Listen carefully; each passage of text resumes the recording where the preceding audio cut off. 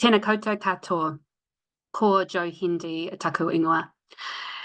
The Climate Change Commission, Hei Poarangi, is an advisory commission. We are independent of the government of the day, and we give politically neutral advice. The Commission has three kinds of advice that it gives to the government of the day. The Commission assesses the risks associated with an increasingly chaotic climate. The Commission provides advice on what is necessary and what is possible in terms of the climate transition. And the Commission regularly monitors progress to show whether or not the country is on track to its long-term climate goals. In doing this work, we think broadly across the impacts on different groups of people. We think about the economics, we think about technologies available, we consider ao Māori. We have a whole range of factors that we must consider when giving advice on what the best ways forward are. And we work to highlight not only the challenges, but also the opportunities, the barriers, and the solutions to those barriers that will enable people to make this climate transition. Our work is grounded in evidence, but it is also grounded through engagement as well, as we seek to understand people's lived experience through our engagement and consultation. Ultimately, we give advice, and it is up to the government to make the choices around how to shape climate action in Aotearoa, New Zealand. We advise on what the consequences of just different choices are and monitor every year to show whether or not those choices are adding up to take the country to the long-term climate goals. All of the Commission's work is made available to the public, and so this means that it's also transparent to everyone within the country about what is working and what isn't. What I'm going to talk to you today about is two reports that we have recently handed to government. We've provided government advice on to help with some big decisions that they have to make next year. And these decisions will affect how New Zealand tackles climate change for the next 20 to 30 years. So we've handed over two separate but related reports, and I'm going to talk about each of those reports separately.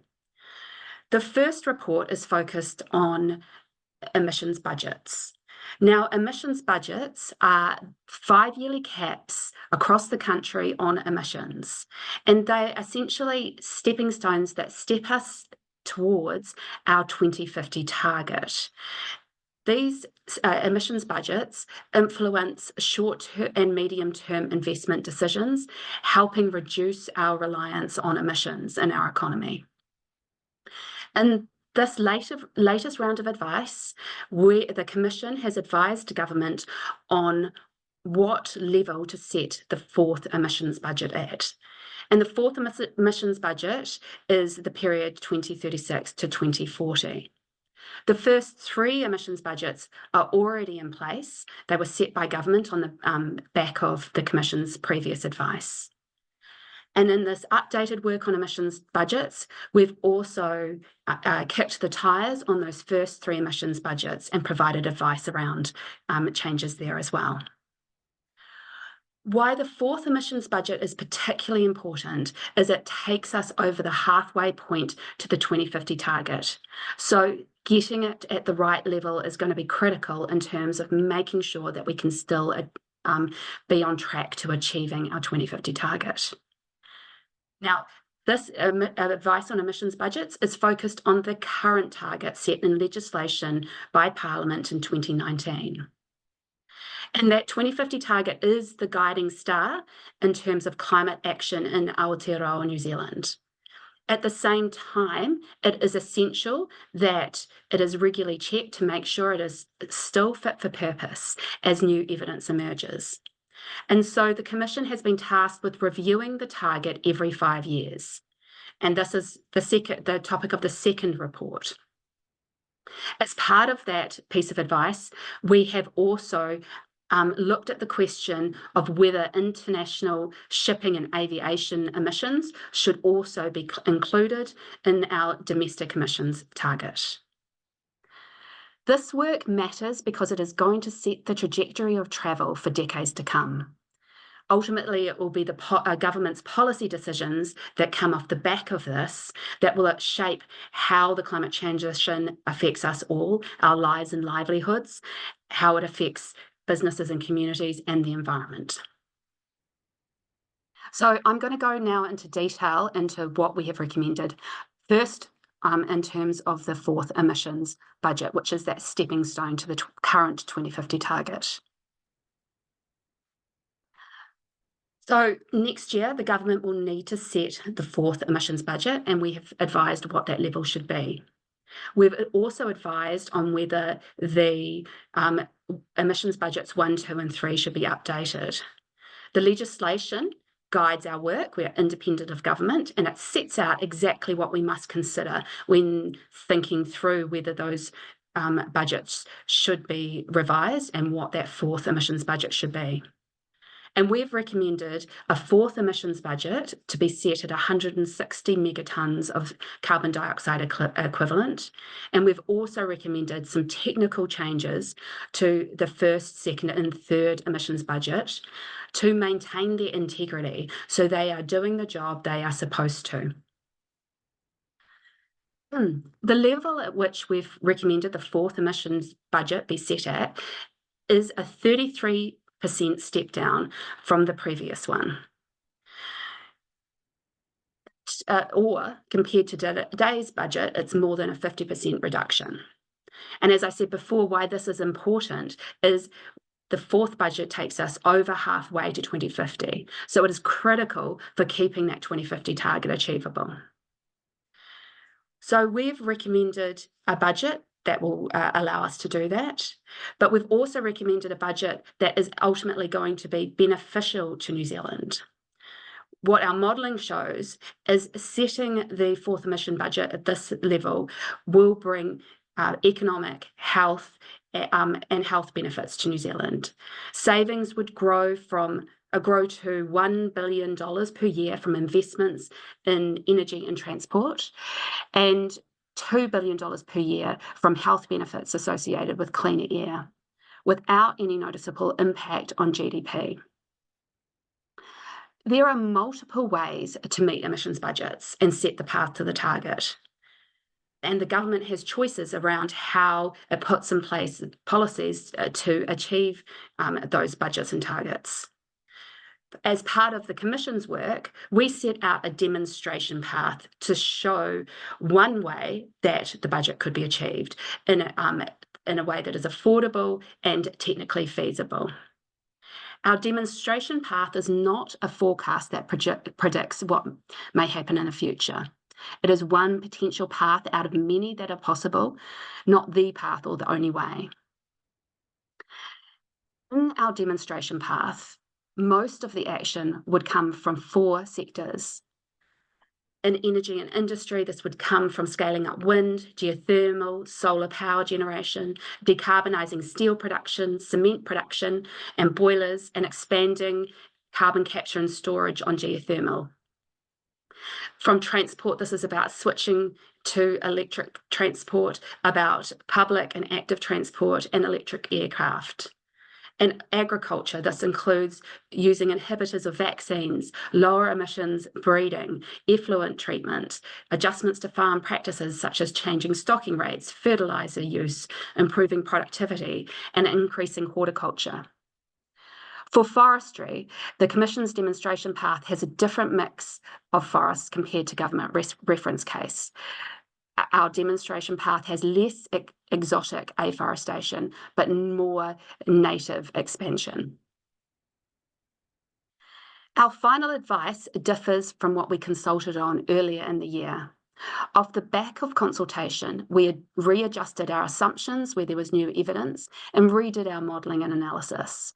What we heard strengthened and tested our understanding and fed into the final report, making it more robust. So thank you to those of you who are online now who inputted into our consultation earlier this year. It is a key pillar of the Commission's work, making sure that we have ground truth our analysis. So that's a quick overview on our first report, the fourth emissions budget. Now, moving into our second report and focusing on the review of the 2050 emissions target. As I said before, this review is a regular 5-yearly sense check to ensure that the emissions target remains fit for purpose. The 2050 target guides our climate response system. The current 2050 target was set by Parliament in 2019 and contained 3 components: a net zero component for long-lived gases and a near-term target for methane, along with a range for methane emissions in 2050. After conducting our review, the Commission has recommended the target goes further.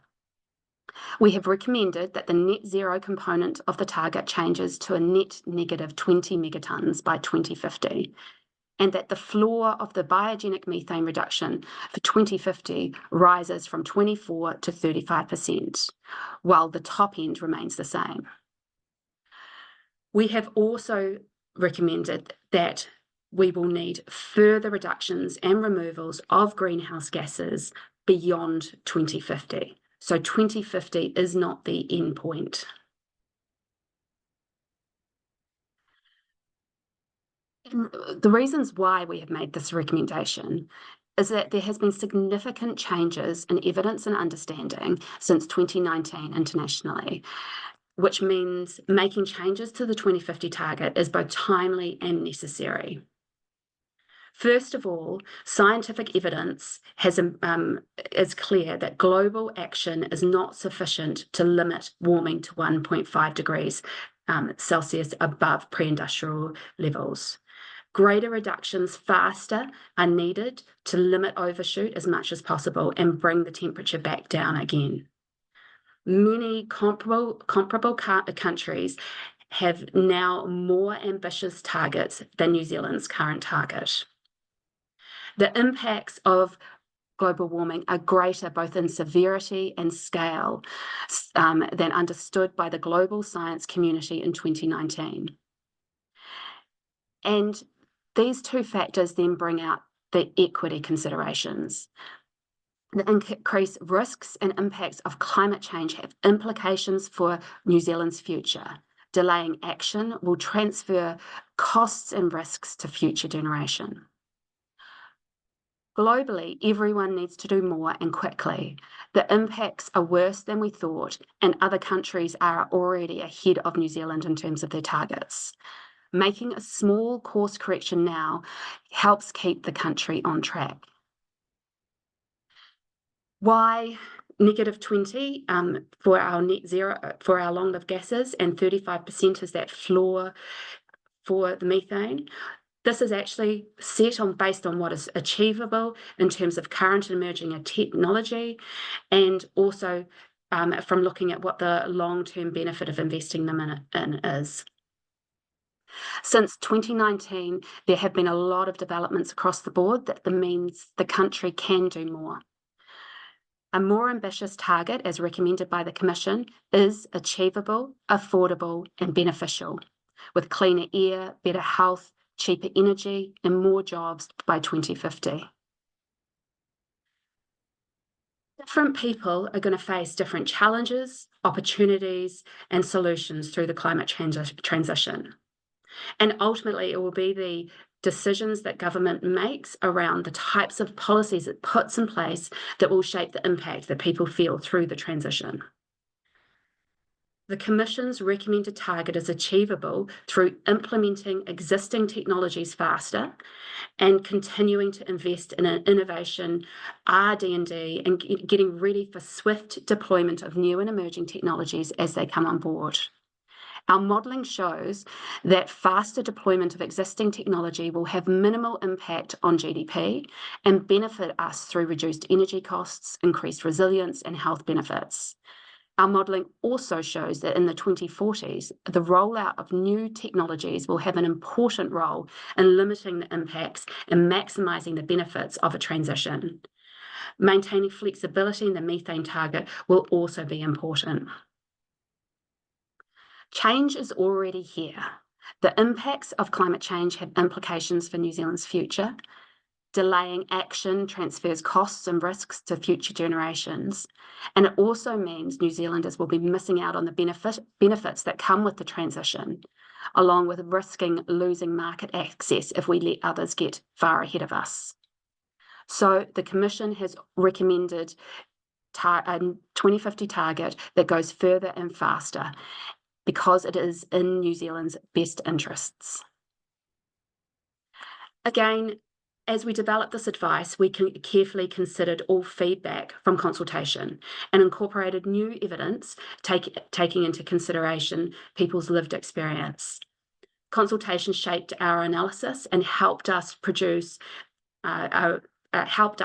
the robustness of our final report. And finally, the last piece of advice, which is also included in the targets report, is considering whether international shipping and aviation emissions should be included in the 2050 target. We have a specific webinar on Friday for those of you with high interest in this particular piece of our advice. So I'm not going to go into a great level of detail now. But overall, emissions from these sources are significant and growing. New Zealand can do more and should do more, and it is sensible and in New Zealand's best interests. The choices made about these emissions are important for our global reputation and could affect the country's access to overseas markets and demand for exports and tourism. Other countries are taking action. So aligning with other countries protects New Zealand's tourism and export sectors and meeting international customer expectations. We've also advised on how to count these emissions and how to include them in the target.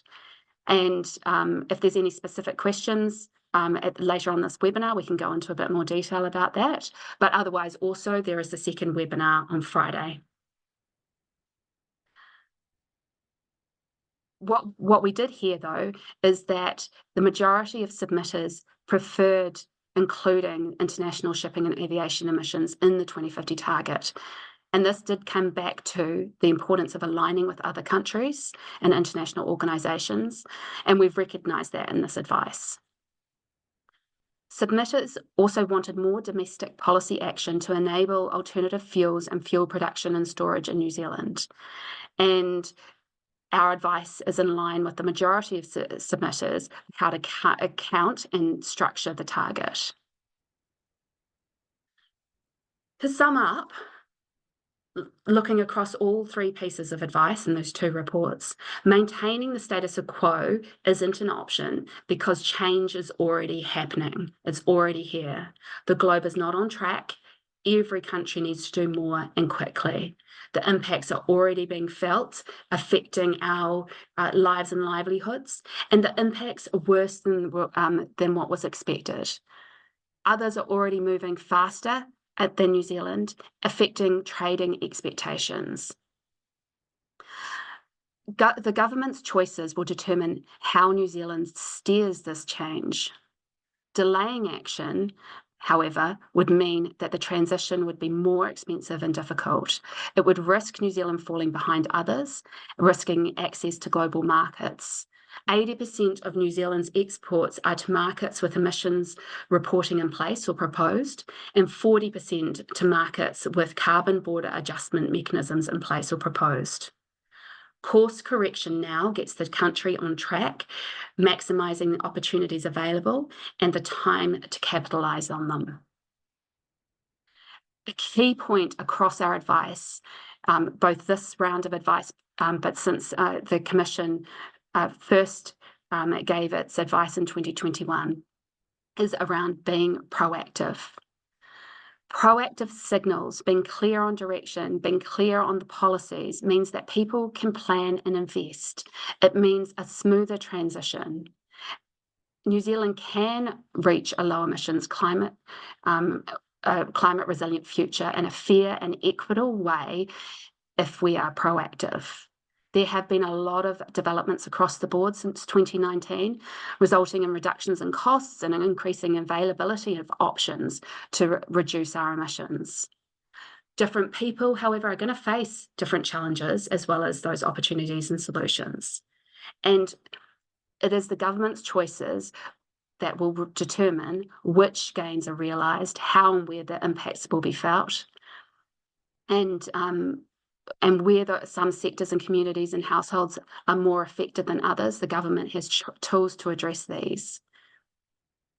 There are smart investments opportunities available for New Zealand here, generating significant economic opportunities, co-benefits, increasing New Zealand's resilience, increasing New Zealand's energy security, and avoiding costs associated with inaction. Many investments will more than pay for themselves through fuel savings and lower maintenance costs.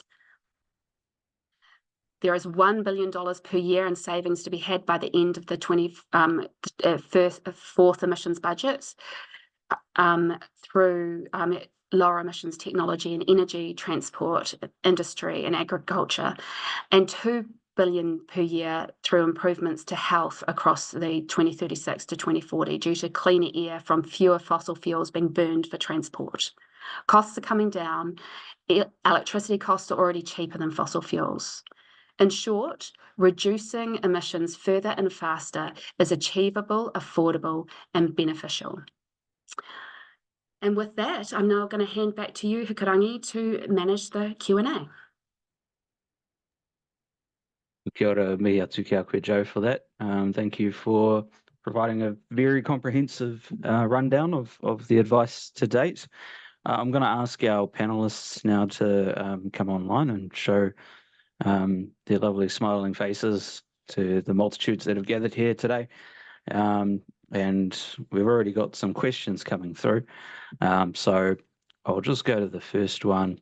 And I think the way that we'll go is we'll go to you first, Joe, and then if you want to pass them along to others in the panel to provide further kōrero, then we can do that. So the first question is, now that the Commission has recommended changes to the 2050 target, does that mean that there is a need to reconsider the emissions budget's advice?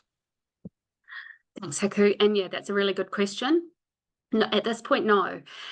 So, of course, we have given advice. The government's got till the end of next year to make its final decisions. And then following that, at that point, there would be a consideration of whether it is worth reviewing those emissions budgets again. Awesome. Just to follow up as well, so there might be people here today attending wondering, does their company or industry or organisation need to go net negative? And just if you had any thoughts on that. So another good question. The net negative component in the target is a economy-wide target. So an individual sector or business doesn't need to go net negative. What matters is that across the country as a whole, we are absorbing more carbon dioxide and long-lived gases, carbon dioxide, than we're emitting in terms of long-lived gases. Well, a lot of questions coming in, so keep them coming, whānau. So another question here is, so what other countries are pursuing negative carbon targets like that which have been recommended by the Commission? I might pass to one of the team. Corwin. Yeah, sure thing. I mean, Finland would be an example, but the other thing to remember is, when other countries look at our target, they look at it in the entirety. And when all the components of the target are put together, it comes out, it's very similar to a lot of other countries that have a net negative, that have a net zero all gas target. So when you add up the components of our target that we're recommending, it comes to a very, very close to that. So thanks for that, Corwin. And I've got a question here. This is probably just more generally for the panel, but how does the new biogenic floor relate to a possible no additional warming policy approach? Taku, yeah, so that's another good question. We have been reviewing the target in terms of what is necessary for New Zealand's contribution to global efforts to keep keep temperatures below 1.5 degrees above pre-industrial levels. A no additional warming target is a entirely separate goal, and there's been different piece of advice commissioned by government and released recently looking at that goal. We did hear a lot in consultation about the feasibility of and desirability of taking a no additional warming approach in the 2050 target, but fundamentally what we've found is actually that is not the same as the ultimate goal of working globally together to limit temperatures to 1.5. Corwin, do you want to add anything to that? No, just that it's a slightly different question than the one we answer in our report, which is linked to the purpose of our Act. And governments have choices. If you were to reduce our target for biogenic methane, that is not decrease it by as much, then you'd be looking to either causing more warming or looking for the further reductions in the other parts of our target. That's right. So just to reiterate that, it's just basically an algebraic equation. If we reduce the stringency in one of the gases, we have to increase stringency in another one, and vice versa. So reducing the stringency on the methane target in line with what has recently been proposed in terms of no additional warming since 2017 would mean we'd have to increase stringency on the carbon side of the economy. Cool, thank you for that both. We've got a question here which asks, given the lags in our progress, what consideration has the Commission given to providing advice on public education on the causes and consequences of climate change, and what actions individuals and communities can do to create additional pressure for policy change and corporate activity? Taking more people with us is imperative. Yeah. So the Commission, there's a few parts to that very good question. I think I'd first say is the Commission regularly produces monitoring reports every year. So, and in those monitoring reports, we highlight risks to achieving our goals as well as opportunities to going further. And what we can see is that we aren't on track for meeting the third emissions budget currently from our monitoring in the middle of the year, and that there are risks to achieving the second emissions budget. But at the same time, there are opportunities to get on track. And so our emissions monitoring report in July highlighted some of the areas and levers to pull there. I also just need to acknowledge that the government should be putting out its second emissions reduction plan by the end of this year, and we'll be then looking at that in our monitoring in July next year to see how that stacks up in terms of our budgets and targets. More generally on the public education piece, I think this comes back to the fact that actually the climate transition needs to come from the everyday decisions that everyone makes, and government policy is an important part of underpinning that, as well as different sectors of the economy, businesses and communities.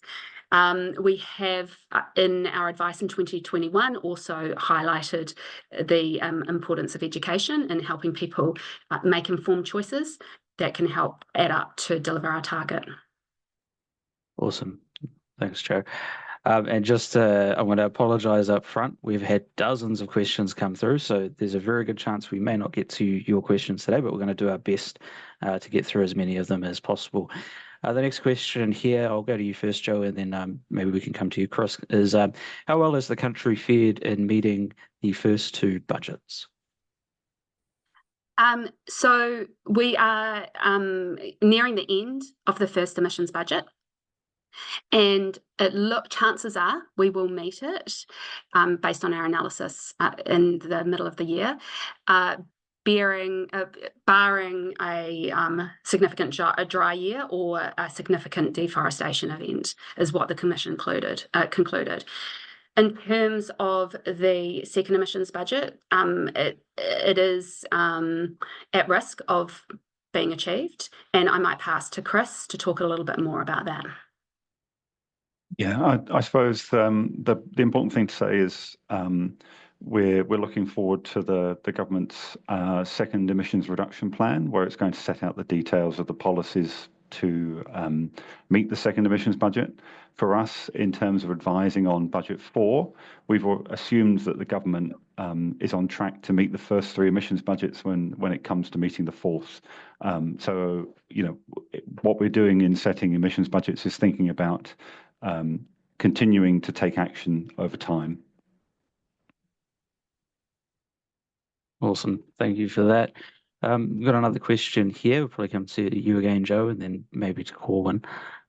So thanks for your work. You've said that other economies have more ambitious targets than New Zealand. Therefore, New Zealand needs to do more. Have you assessed other countries' policies and measures to achieve these targets, particularly for agriculture? What's the confidence in your assessment? Oh, thank you. Yeah, so as we covered before, other countries, when we set our target, which was net zero on long-lived gases, and then that range for methane, we were, at the leading the pack to a degree. But since then, a lot of other countries have come out with whole economy net zero targets. So that's all gases net zero targets, which means that our target is actually less ambitious in comparison. I might pass to Corwin and perhaps Chris to speak to the details there of the question. Yeah, so that global action finding significant change is in chapter 3, and for that we looked at what the targets of other countries. As far as progress against those target goes, at a high level, you've got some countries making very good progress against their targets. You've got another set of countries that are kind of on track, and you've got some other countries that are off track, and that's kind of the level we looked at to that. But the detail is in chapter 3 of the target report. Awesome, thanks for that. So we've got another question here asking, so much of the plan is predicated on electricity being relatively more affordable than other fuel options. How have you modelled future electricity fossil fuel costs? Yeah, I might pass over to Chris to cover off this question. Yeah, so that's kind of a major component of our modelling is understanding the energy side of emissions and thinking about both the energy demands from industry, businesses, households, and also increasingly transport, and how they can be met. And so part of our modelling, we look at the costs of different technologies and their emissions, and then look at how that might change in the future.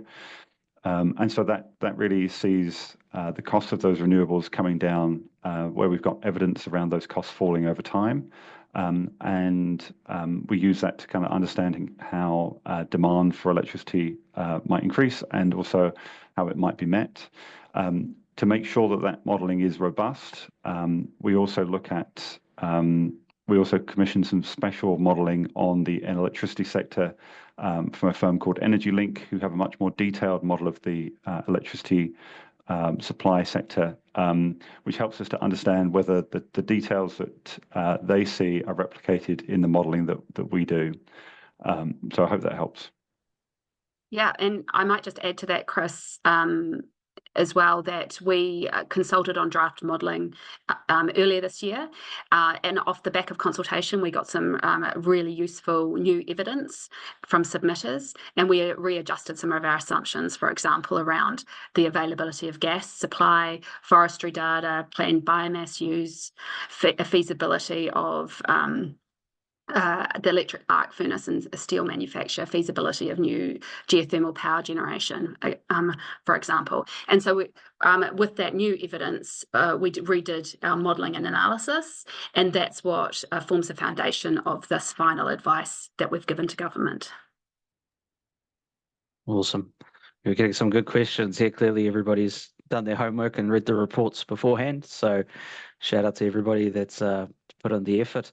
Another question here, sort of relating to another modelling question, asking that given your modelling includes a significant increase in land used for horticulture, in the thousands of hectares per annum. How did you arrive at those numbers? Do you think that transition is achievable, and does the government need to provide direction to enable expansion? I might start and then I'll pass to Chris and Corwin. But first of all, I'll just emphasise again that what I said around the demonstration path earlier. The Commission puts together a demonstration path that isn't a forecast. It is a possible way to hit the targets and the budget and targets. As part of feeding into that, we look at what has been achievable in the past and consider those trends when we think about what may be achievable in the future. Right. With that, I'm going to pass over to, is it Chris or Corwin who wants to talk more specifically about the scale of horticulture and land use change? Yeah, I'll pick that one up, Joe. So yeah, in our modelling, we make some assumptions around how much land could go into horticulture and the speed at which that could happen, and that's based on evidence based on kind of historic land use change rates, and also looking at the characteristics of that land and what it could be used for. I think it's really important to remember, and I think we say in our reports that farmers will need some support in order to encourage that change in land use. That there's often a lot of costs or a lot of coordination required. So things like if you're exporting fruit, then you need pack houses, you need the logistics and the infrastructure to be built up around those. So that's an area where we've suggested that government should be looking at understanding if there are barriers that need to be taken away, which might help smooth that land use change. One final thing to add to that, of course, is it's also important to be factoring in the changing climate and the impacts that that's going to have on our agricultural sector going forward, and making sure that we're being proactive in terms of adapting to climate change. So the changing climate is going to result in changes to what we can grow where, and it's also going to mean that we need to be investing in actions that will help make our agricultural sector more resilient to that increasingly chaotic climate at the same time as reducing emissions. Awesome. I've got another question here saying, I noticed that the Commission has not quantified the post-2050 further removals that will be needed. Is that correct? And will the Commission quantify this in future advice? Oh, over to you, Chris. Or Corwin. I mean, I can take that one. It's correct. We haven't quantified the call for further emissions reductions removals after 2050. There's a few reasons for that.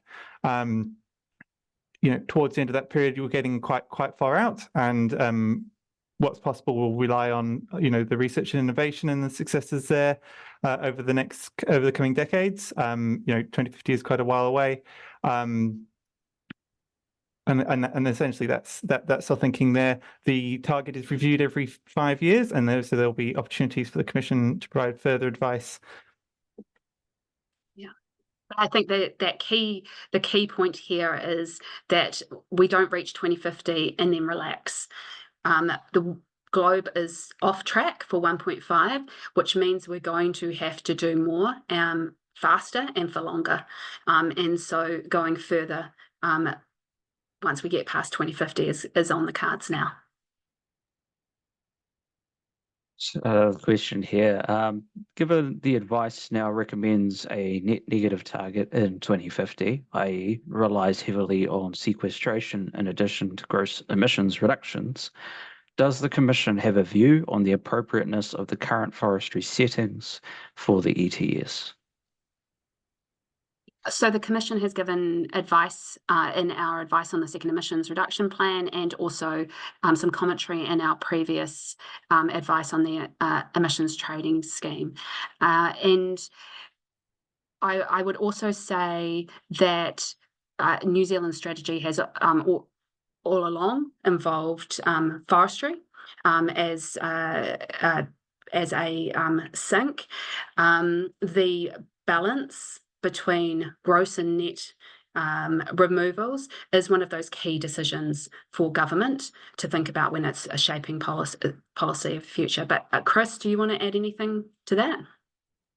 Yeah, I suppose in our assessment for emissions budgets, what we haven't really looked at the role of the ETS per se in driving forestry. We've looked at what level of removals is needed in order to be on track and achieve and maintain the 2050 target. And so there's a choice there for government around the policies that it puts in place in order to get us on track to meeting the 2050 target, whether that's through the ETS or through other policies. And that's not something we look at in great detail because, of course, that's for the government of the day to consider as it kind of charts that course to meeting the budgets.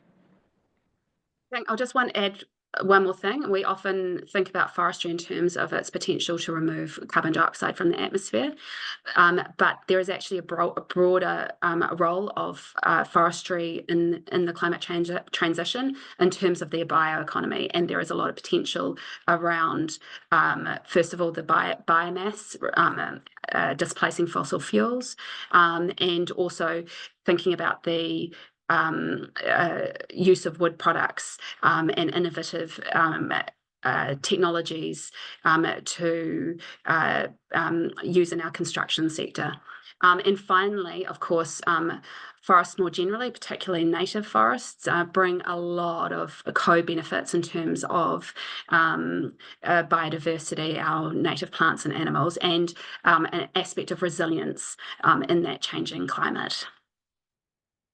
I'm just going to follow up here then with another question that we've received around forestry, and you've kind of touched on some aspects of it already, but just feel free to expand. So the EB4 sees quite significant native afforestation starting from next year. What options has the Climate Change Commission considered to ensure this happens in practice? Suggest tackling together what role does forestry need to play to meet the recommended 2050 targets and budgets, and what about native afforestation in particular? Yeah, so of course the Commission, first of all, the Commission gives advice on the strategic direction and what is possible, and ultimately it's up to the government to make those choices and put in place the policies that will shape action. We, in our demonstration path, which is one possible way to meet the fourth emissions budget, we have included native afforestation as a key part of that, and that really is to demonstrate the co-benefits that we get out of native afforestation. In our previous advice, policy advice, we've also talked about the fact that there would need to be policy to actually support the native afforestation, whether that's incentives, help with pest control, etc. So previous advice has touched on the types of policies that would be needed to drive that, but ultimately those choices are up for the government about how to shape that transition. We come back every year and check, is the country on track for budgets and targets? How exactly we get there is over to both the government and New Zealanders. Does anyone from the team want to add to that? Bye. So the next question is, there has been recent renewed criticism of how net zero is being calculated globally. For example, counting nature versus geological removals. Has this been considered in the technical adjustments to New Zealand's budgets in our advice? Do you want to pick that one up? Yeah, so that's not something that we've identified as a significant change. So when we're looking again at budgets which have already been set, so that's budgets 1 to 3, we consider both if there's been changes in the way that emissions have been estimated, or also if there's been a significant change. So while that debate around the role of removals has kind of evolved in the last few years, we didn't assess that there'd been a change in the risks around, or a need to differentiate between nature, storage of carbon in the biosphere versus storage for geological storage.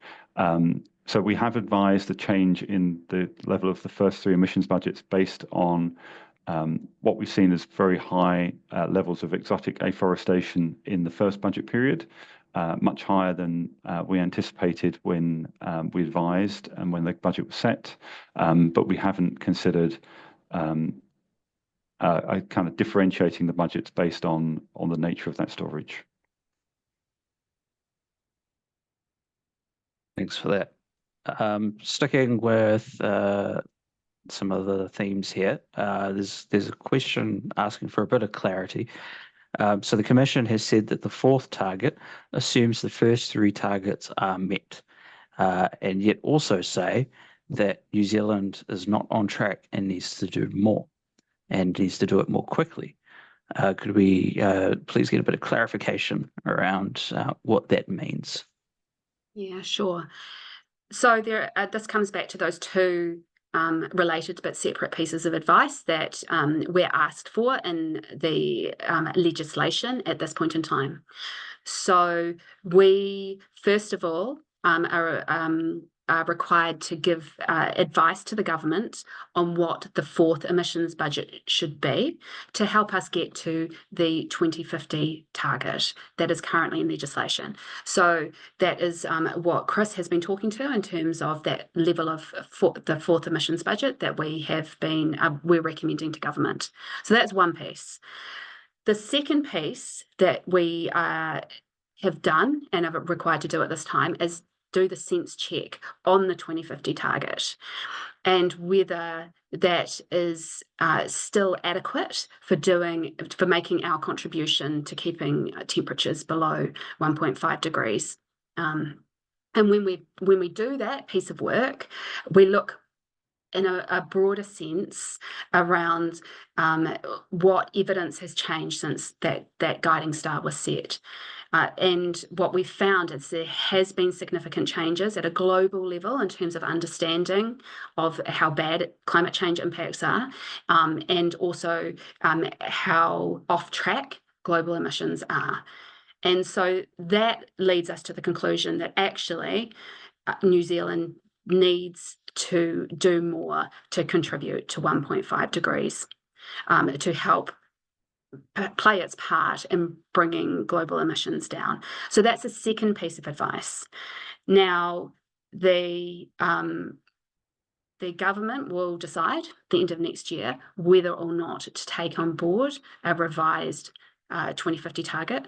And at that point, there'll be consideration over whether it is worth redoing the budget pathway to make sure that we can get to that revised 2050 target if that is what they choose. Does anyone from the team want to summarise that up? Because I feel like I went into quite a lot of detail. I suppose, Joe, I kind of think of it like the 2050 target is the destination. The budgets are the kind of intended route to get there. And when we're kind of thinking about the 4th step, we've got to assume that we've kind of already taken the first 3 steps.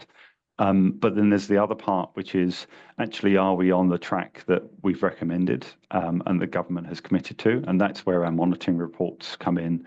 We're assessing whether we're actually keeping up with the pace which is needed to kind of meet the budgets which have already been set. Awesome. Thanks for that. So we've got a question here. I'll go to you first, Joe, and then perhaps we'll come to you as well, Martin. What are the key factors that underpin the Commission's advice that shipping and aviation transition is feasible, and what timeframe does this assume? Yeah, I might hand over to Martin to cover off that. Yeah, thanks very much, Joe and Hiku. So one of the things that we know is that no change is not an option. So there's work already underway by both the International Maritime Organization and the International Civil Aviation Organization.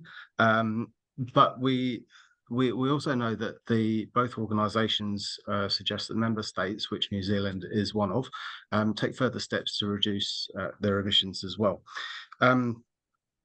We know we've actually heard through consultation that organizations are considering how to get to net zero, and many of these organisations in both the shipping and the aviation space have targets set for net zero by 2050 as well. The other thing to consider as well is it's not just government action. There are businesses, international businesses, that are demanding change from New Zealand organisations as well. So it's a multi-pronged approach. So for New Zealand, it's really the choice that to the extent that we want to play an active role. And there is more information on this covered in Chapter 7 of our report as well.